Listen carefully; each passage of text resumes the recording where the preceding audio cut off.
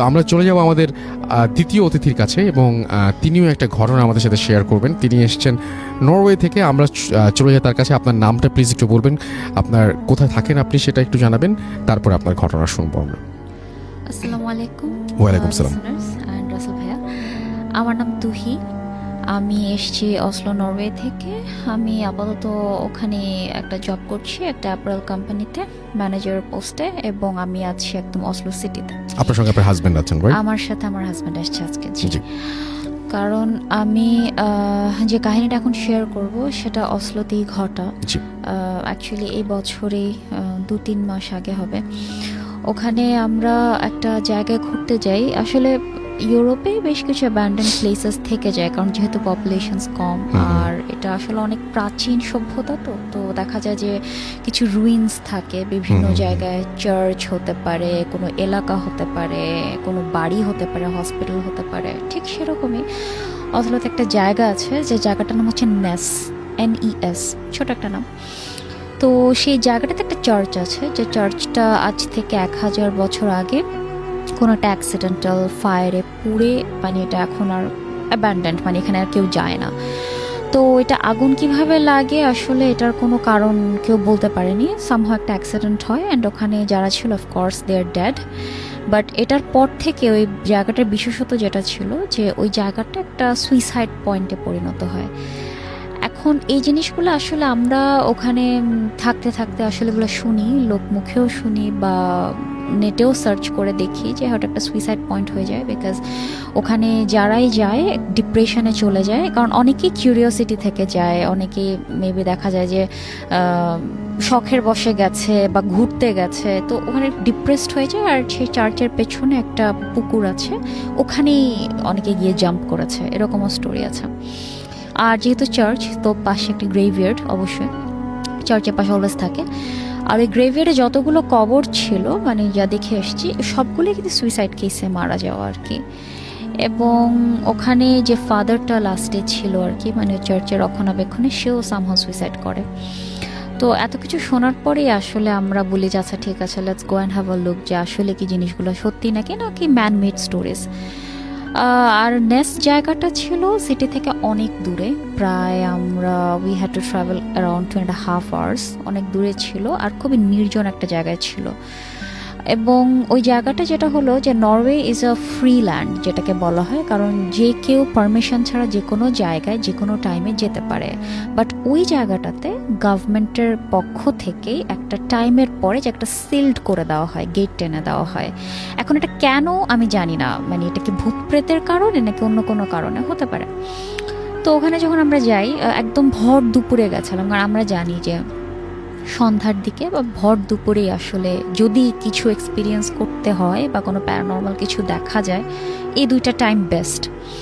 তো ওই টাইমটাতে যাওয়ার পরে, আর আমরা যতটুকু জানি যে বাইরে আসলে কুকুর হোক, বিড়াল হোক, মানে যে পেটসগুলো থাকে, এগুলো অলওয়েজ পেটস থাকে, ওয়াইল্ড কিন্তু আসলে এরকম সিটির মধ্যে বা এই ধরনের লোকালয়ে দেখা যায় না সচরাচর। এটা আসলে খুবই অ্যাবসার্ড।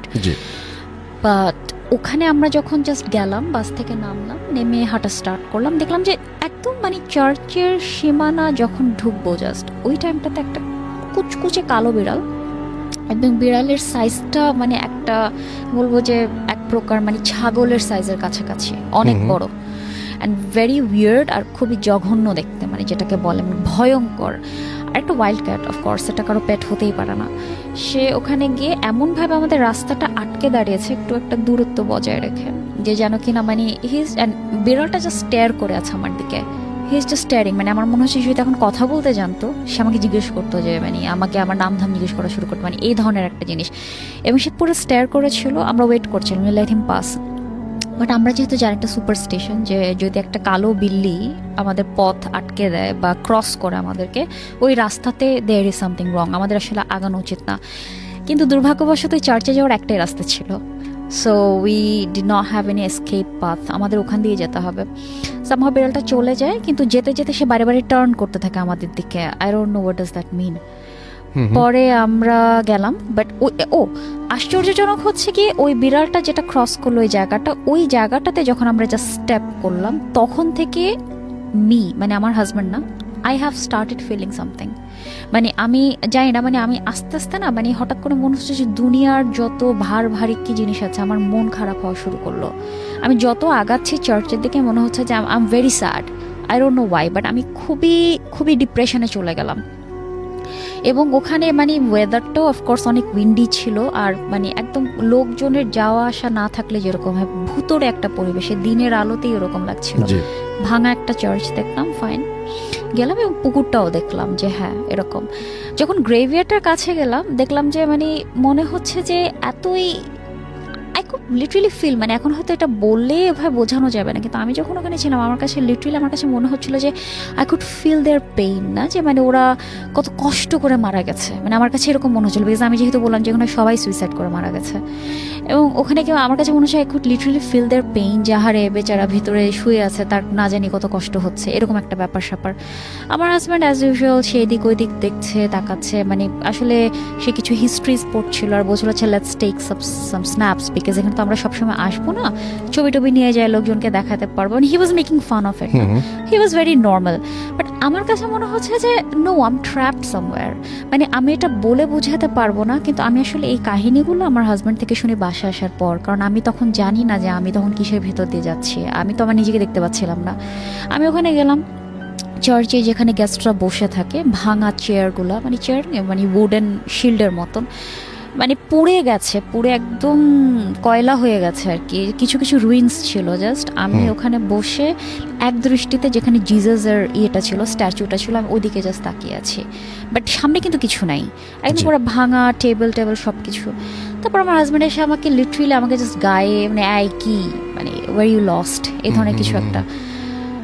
আমি তারপরে সামহাও বললাম যে আচ্ছা আমরা না এখান থেকে চলে যাই। দেন হি স্টার্টেড ফিলিং যেন something is very wrong with me, কারণ তাহলে তো এটা মিথ না, এটা তো তাহলে সত্যি, যেখানে আসলে তো ডিপ্রেসড হয়ে যাচ্ছে সবাই। বিকজ আমাদেরও আগে একটা নিউলি ম্যারিড কাপল ওখানে গেছিল, and husband wife both committed suicide together, পেছনে যে পুকুরটা ছিল ওখানে। তো আমার হাজব্যান্ড আর কোনো রিস্ক নেয়নি, বললো যে লেটস গো। মানে আমার কাছে ওখানে কিছু ভালো ঠেকছে না, মানে আমি পুরাই নাকি একদম চুপচাপ হয়ে গেছিলাম। তারপরে বলে যে আর আরেকটা কি, যে ওখানে নাকি একটা স্পেসিফিক টাইমে মেবি সন্ধ্যার পর যদি কেউ সামহাও গভর্নমেন্টের চোখ ফাঁকি দিয়ে থেকে যেতে পারে ওখানে, মানে দে সি সাম শ্যাডোজ, যে হ্যাঁ লোকজন ঝুলে আছে, মানে এই ধরনের কিছু শ্যাডোজ আছে, এবং যে ওয়ালে দেখা যায় সেই শ্যাডোটা, সেই ওয়ালের সামনেও আমি গিয়ে আই জাস্ট স্টুড আপ, না মানে আমি আর চলতেছি না, আমি ওখানেই দাঁড়ায় আছি। আমার হাজব্যান্ড বলে যে কি ব্যাপার, চলো let's go, let's move on. আমার যে না এটা একটু থাকি, বা মানে আমি কেমন যেন নর্মালের মতন অ্যাক্টিং করছিলাম। পরে আমাকে ও জাস্ট বাউন্ডারির বাইরে নিয়ে আসলো, trust me, believe it or not, আমি জাস্ট বাউন্ডারির বাইরে একটা স্টেপ করলাম, আই বিকেম অ্যাবসলিউটলি নর্মাল। মানে আমি আগে যা ছিলাম জাস্ট ওই জায়গা থেকে ছেড়ে আসার পর, এক্স্যাক্ট ওই জায়গা থেকে ছেড়ে চলে আসার পরে। আমি এই পুরো কাহিনীটাই শুনেছি বাসা আসার পরে। হি ওয়াজ সেইং যে তোমার কি হলো ওখানে, তুমি তো এরকম করতেছিলা, ওরকম করছিলা, এবং ও আমাকে কিছু ছবিও দেখালো যে আমি এভাবে তুলেছি, দেখো জাস্ট লুক এট ইউ, মানে কেমন ছিলা তুমি। আই ওয়াজ শকড যে না আসলে ইটস নট আ মিথোলজি। হ্যাঁ হয়তো আমি যদি এখন ওখানে ভুডু ডলস নিয়ে যেতাম, প্ল্যানচেট করতাম, হয়তো I could face something, but আমি বলবো যে হ্যাঁ যদি নরওয়ে থেকে কেউ শুনে থাকে কোনো দিন কোনো বাঙালি, তাহলে অফকোর্স আমি বলবো যে হ্যাঁ নেস ইজ আ প্লেস, এটা নিয়ে যা কিছু বলা হয়েছে এভরিথিং ইজ রাইট, মানে আমি এভরিথিং ইজ ট্রু ওখানে, বিকজ আমি এটা নিজে থেকে আমি এক্সপিরিয়েন্স করেছি। আমি যদি একা থাকতাম হয়তো বলতাম যে হ্যালুসিনেশন, বা আমি বলতাম যে শুনে শুনে হয়তো আমার ব্রেনে সেটা কাজ করেছে, বাট যেহেতু I had someone with me, সে তো আমার সাথে মিথ্যা কথা বলবে না। তো এই জিনিসটাই আর কি, এটাই ছিল আমার first story. Thank you so much আপনার ঘটনার জন্য, আপনাকে অনেক ধন্যবাদ।